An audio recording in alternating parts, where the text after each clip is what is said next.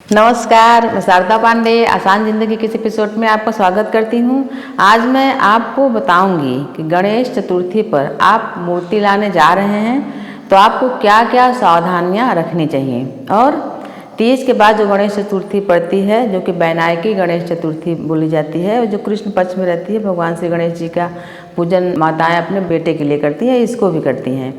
तो आपको मैं बताऊंगी। पहले तो मुहूर्त बता देती हूँ कि गणेश चतुर्थी का जो मुहूर्त स्थापना मूर्ति स्थापना का मुहूर्त होता है वो कब है। तो दोपहर 12:17 से स्थापना शुरू हो जाएगी दोपहर में, और रात 10 बजे तक स्थापना होगी।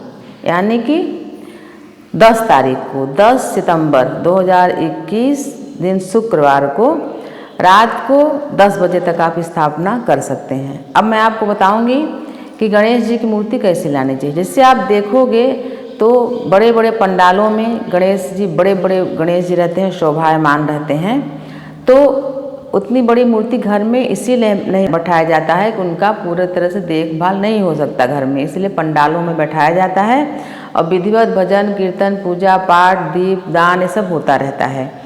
तो आप जब घर में, अगर जैसे कि गणेश चतुर्थी है, या आप जैसे कि गणेश जी के भक्त हैं, बुधवार का व्रत करते हैं, या डेली पूजा के लिए, नियमित पूजा के लिए गणेश जी के अगर स्थापना कर रहे हैं तो सोने चांदी तांबे पीतल किसी की भी मूर्ति हो, भरी होनी चाहिए, खोखली नहीं होनी चाहिए और ज़्यादा बड़ी भी नहीं होनी चाहिए। तो मैं आपको बता रही हूँ, गणेश जी की अगर मूर्ति आप लाएं तो नृत्य करते हुए मूर्ति नहीं होनी चाहिए। जैसे भगवान एक पाँव उठा के और नृत्य करते रहते हैं, वैसी मूर्ति नहीं होनी चाहिए। वैसी मूर्ति लाने पर घर में अशांति मची रहती है। 3 बातों का ध्यान रखें। और घर में जो मूर्ति बैठाते हैं वो गणेश जी की मूर्ति बाँव, जो सूंड जो मुड़ी रहती है बाएं तरफ मुड़ी हो, ये शुभ होता है। दाहिने तरफ वाले गणेश जी की मूर्ति जो दाहिने तरफ मुड़ी रहती है सूंड, उसका विशेष पूजा का महत्व रहता है, उनको विशेष पूजा किया जाता है उनका, तब उनको बैठाया जाता है।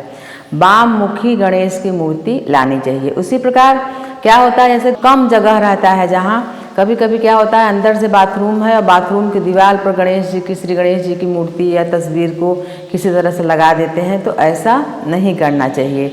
उसी प्रकार से जब भी बेटी का विवाह हो तो विवाह के समय भगवान श्री गणेश जी की मूर्ति नहीं देनी चाहिए। मान्यता है कि बेटी लक्ष्मी स्वरूपा होती हैं।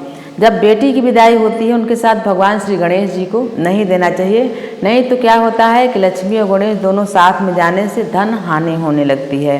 तो लक्ष्मी जैसे पुत्री है चली जाती हैं, तो भगवान श्री गणेश जी आपका सभी शुभता बनाए रखते हैं। इसलिए बेटी की विदाई के समय मूर्ति नहीं देना चाहिए गणेश जी की। और उपहार में भी किसी को गणेश जी की मूर्ति नहीं देनी चाहिए। तो मैं आपको बता रही हूँ कि गणेश जी की मूर्ति आप लाएं तो क्या क्या सावधानियां रखनी चाहिए। जैसे हम एक गणेश जी का पूजन भी दिए हैं, आप उसको सर्च करके देखेंगे आसान ज़िंदगी में, बहुत सुंदर सी मूर्ति है। गणेश जी की मूर्ति हमेशा बैठी हुई होनी चाहिए, बैठी हुई मूर्ति की पूजा करना चाहिए। और मूषक जो उनके वाहन हैं उनके बिना पूजा अगर आप करते हैं, मूषक उसे भगवान श्री गणेश जी के हर फोटो में, हर मूर्ति में, मूर्ति के बगल में मूषक बैठे रहते हैं। मूषक के बिना पूजा करना दोष माना जाता है, इसलिए मूषक भी रहें, उनका पूजा भगवान श्री गणेश जी का करना चाहिए। भगवान श्री गणेश जी को मोदक दुर्वा ये सब बहुत ही प्रिय है। बताई हूँ कि तुलसी कभी नहीं चढ़ती, लेकिन इस जो चतुर्थी होती है एक दिन साल में तुलसी भगवान श्री गणेश जी को चढ़ती है। तो मैं आपको बता रही हूँ कि गणेश जी की आप मूर्ति लाएं तो क्या क्या सावधानियां रखनी चाहिए। तो मैं आपको बता रही हूँ भगवान श्री गणेश जी की मूर्ति लाएं तो उसमें क्या क्या सावधानियां रखनी चाहिए। उसी प्रकार से नवविवाहित जोड़ा, जैसे कि विवाह हुआ है और साल 2 साल हुआ है तो उनके संतान नहीं हुई हैं, तो नवविवाहित जोड़ा, उनके जैसे पंडित जी बताते हैं कि आप भगवान श्री गणेश जी का पूजन करें तो आपकी मनोकामना पूरी होगी।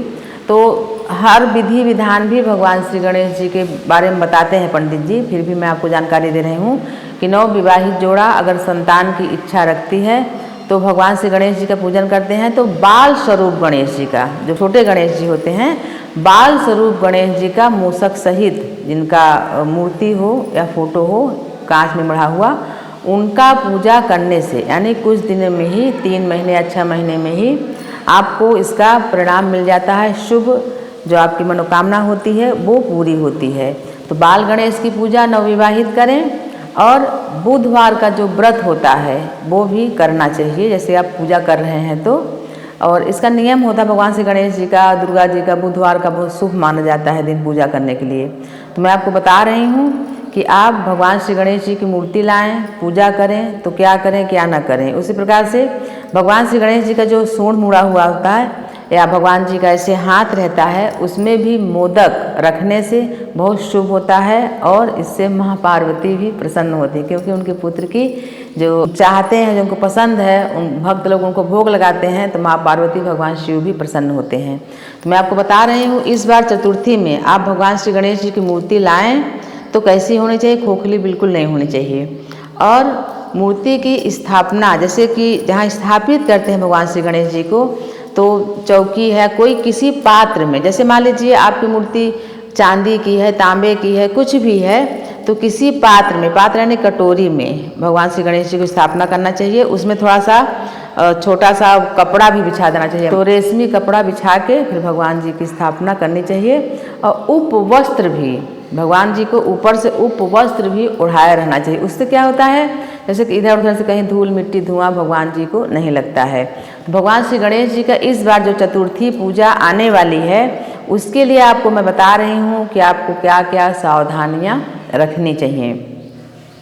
तमाम हमारे कमेंट में भी पूछते हैं तो मैं बोलती हूँ भगवान श्री गणेश जी के दाएँ बाएँ सब ठीक रहता है, तो भक्ति और श्रद्धा में सभी कुछ ठीक रहता है, लेकिन जो कुछ थोड़े बहुत नियम हैं उनको निभाना भी चाहिए। तो मैं आपको बता रही हूँ कि भगवान श्री गणेश जी को क्या क्या प्रिय है। जब भगवान श्री गणेश जी को हाथी का जब मस्तिष्क लगाया गया तो उसी समय से भगवान श्री गणेश जी को दूर्बा चढ़ाया जाने लगा और गन्ना, क्योंकि हाथी को गन्ना अति प्रिय है। अगर हाथी अपने सूंड में गन्ना पकड़ लेती है तो उसको खा के ही रहती है, उसको कोई छुड़ा नहीं सकता। कहावत भी है कि हाथी के मुंह से कोई गन्ना छीन नहीं सकता।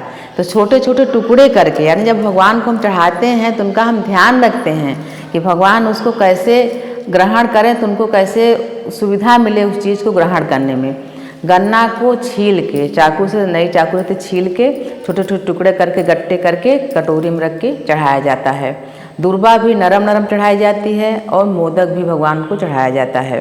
ये सब भगवान के प्रिय भोग हैं। भगवान के प्रिय भोग में कसैले चीज़ भी हैं, इसलिए कि भगवान श्री गणेश जी को माता गौरी बहुत लड्डू खिलाती हैं, तो वो इससे उसके दुष्प्रभाव से बचने के लिए भगवान श्री गणेश क्या करते हैं, करौंदा, आंवला, कैंत, ये तमाम जो कसैले और खट्टे फल होते हैं, इनको भी बीच बीच में औषधि के रूप में खाते रहते हैं कि लड्डू का जो दुष्प्रभाव है भगवान के ऊपर न पड़े। उनका पेट आप देखोगे कि माँ पार्वती अपने दरवाजे के सामने उनको बैठाती हैं, बैठा लड्डू दे रहती हैं, खाए रहते हैं, तो उनका पेट उनका उदाहरण है कि कितना लड्डू खाए हैं।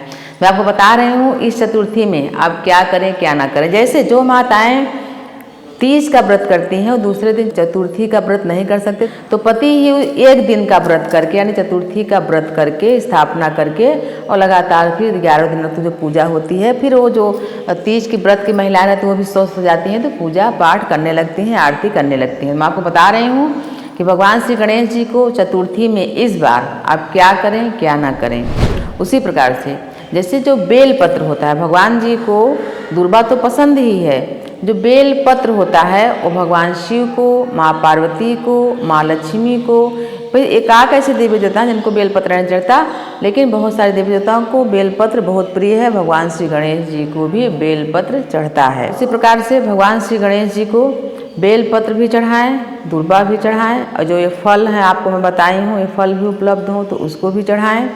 और आरती में दक्षिणा रोज चढ़ाएं। दक्षिणा को जो कभी कभी क्या होता है, जब पंडालों में या घरों में जो गणेश जी का स्थापना करते हैं, तो लोग जैसे कि मैं आपको बताया कि पति पूजा कर लें या व्रत कर लें, तो आजकल के बहुत ही व्यस्ततम जिंदगी है, लोग अपने ऑफिस या बिजनेस में चले जाते हैं, तो किसी पंडित जी को रख लेते हैं कि वो पूजा पाठ करते हैं 11 दिनों तक, और बाद में उनका पूरा दक्षिणा, उनको खाना पीना सब कुछ देते हैं, तो दक्षिणा चढ़ता है। मान लीजिए कभी कभी कॉलोनी में क्या होता है कि एक जन किसी के घर में देवी देवता बैठा देते हैं भगवान श्री गणेश जी को, और पूरे मोहल्ले वाले आरती वगैरह करके दक्षिणा चढ़ाते हैं, तो दक्षिणा का जो अधिकार होता है वो पंडित जी का होता है, पंडित जी लेते हैं। और फिर सभी जो विसर्जन का जो समय आता है वो सभी लोग पंडित जी को अलग अलग दान भी देते हैं। तो मैं आपको बताई हूँ, अपने आसान ज़िंदगी चैनल के लिए ये वीडियो बनाई हूँ। इसके पहले और सारे वीडियो डले हुए हैं, और आप हमारे वीडियो को देखते हैं तो चैनल को सब्सक्राइब नहीं कर रहे हैं। आपको चैनल को सब्सक्राइब करें तो हमको लगेगा कि हाँ, आप हमारे साथ बने हुए हैं। और इसी तरह के वीडियो आगे भी मैं आपको देती रहूँगी। जितने भी पर्व त्यौहार आ रहे हैं सभी वीडियो आपको मिलेंगे। ये जानकारी आपके लिए बहुत उपयोगी है, तो इसी तरह की वीडियो आगे आपको देती रहूँगी। तो आप हमारे साथ ऐसे ही बने रहें, देखते रहें आसान ज़िंदगी। तब तक के लिए नमस्कार।